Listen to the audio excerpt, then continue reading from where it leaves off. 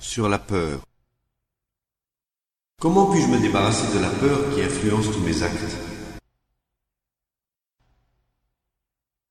Qu'entendons-nous par peur? Peur de quoi? Il y a différentes variétés de peur et nous n'avons pas besoin de les analyser toutes. Mais nous voyons que la peur naît lorsque notre compréhension de notre état de relation n'est pas complète. Nous ne sommes pas seulement en relation avec des personnes, mais aussi avec la nature, avec nos possessions, avec nos idées. Tant que tous nos mondes de relations ne sont pas compris, la peur doit exister. La vie est relation. Être, c'est être en état de relation. Sans relation, il n'y a pas de vie. Rien ne peut exister isolément. Donc, tant que l'esprit cherche l'isolement, il y a de la peur. La peur n'est pas une abstraction, elle n'existe que par rapport à quelque chose. Vous demandez, comment se débarrasser de la peur? Tout ce qui est dominé doit être conquis et reconquis sans fin. Aucun problème ne peut être vaincu définitivement. Il doit être compris et non pas dominé. Ce sont là deux processus complètement différents. Celui qui consiste à résister, à vaincre, à batailler, à conquérir ou à ériger des défenses ne fait que perpétuer le conflit. Tandis que si l'on comprend la peur, si on y pénètre pleinement, pas à pas, si l'on explore tout son contenu, la peur ne reviendra plus sous aucune forme. Ainsi que je l'ai dit, la peur n'est pas une abstraction. Elle existe par rapport à quelque chose. Quelle est sa cause fondamentale?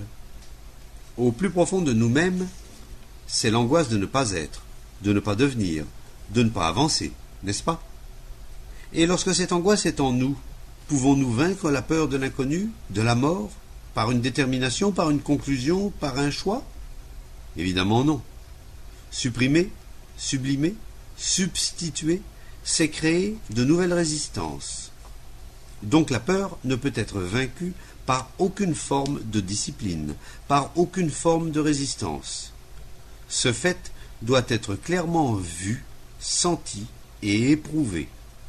Et il est également impossible de se libérer de la peur en cherchant une réponse, une explication intellectuelle au niveau verbal. De quoi avons-nous peur? Est-ce d'un fait ou d'une idée concernant un fait? Est-ce la chose telle qu'elle est, que nous redoutons, ou ce que nous pensons qu'elle soit? Considérez la mort, par exemple. Avons-nous peur du fait de la mort ou de l'idée de la mort? Si j'ai peur de l'idée du mot « mort », je ne comprendrai jamais le fait, je ne serai jamais en contact direct avec lui. Ce n'est que lorsque je suis en communion complète avec un fait que je ne crains pas. Si je ne suis pas en communion avec lui, j'en ai peur, et je ne peux pas être en communion avec lui tant que j'ai une idée, une opinion, une théorie à son sujet. Je dois donc savoir très clairement si j'ai peur du mot, de l'idée ou du fait. Si je suis libre d'affronter le fait, il n'y a rien à comprendre. Le fait est là et je peux agir.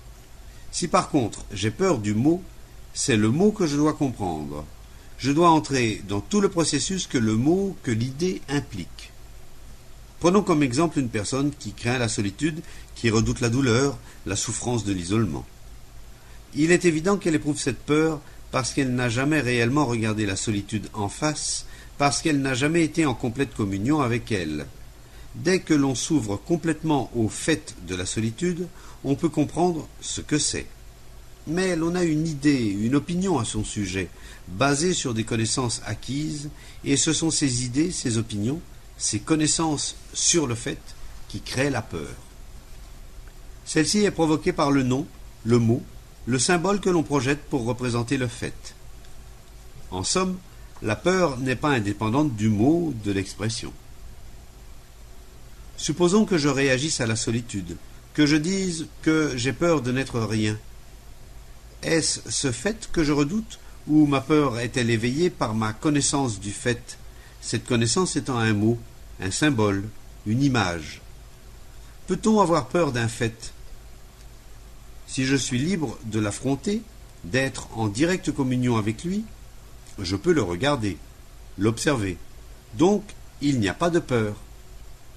Ce qui cause la peur, c'est mon appréhension de ce qu'il pourrait être ou faire.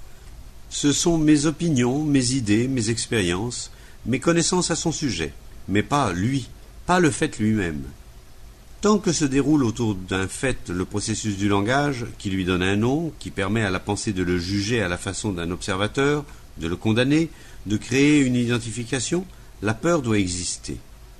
La pensée est le produit du passé. Elle n'existe qu'au moyen de mots, de symboles, d'images. Et tant qu'elle commente ou traduit un fait, il y a de la peur. Ainsi, c'est l'esprit qui crée la peur, l'esprit étant le processus de pensée. Ce processus est celui du langage. On ne peut pas penser sans mots, sans symboles, sans images. Ces images, qui sont nos préjugés, nos connaissances antérieures, les appréhensions de l'esprit, sont projetées sur le fait. Et de cette projection surgit une peur dont on ne se libère que lorsque l'esprit est capable de regarder le fait sans le traduire, sans lui donner un nom, une étiquette. Et c'est très difficile, parce que nos sentiments, nos réactions, nos angoisses sont rapidement identifiées par l'esprit, lequel leur donne un nom. Est-il possible de ne pas identifier un sentiment, de l'observer sans le nommer? C'est le fait de le nommer qui lui donne une continuité, qui lui donne de la force. Dès que vous mettez un nom sur ce que vous appelez jalousie ou peur, vous renforcez cette émotion. Mais si vous pouvez la regarder sans la nommer, elle se dissipe. Il est donc important pour celui qui voudrait être complètement affranchi de la peur de comprendre tout le processus du langage qui consiste à nommer des faits et à projeter des images. Seule la connaissance de soi peut affranchir de la peur. La connaissance de soi est le commencement de la sagesse et la fin de la peur.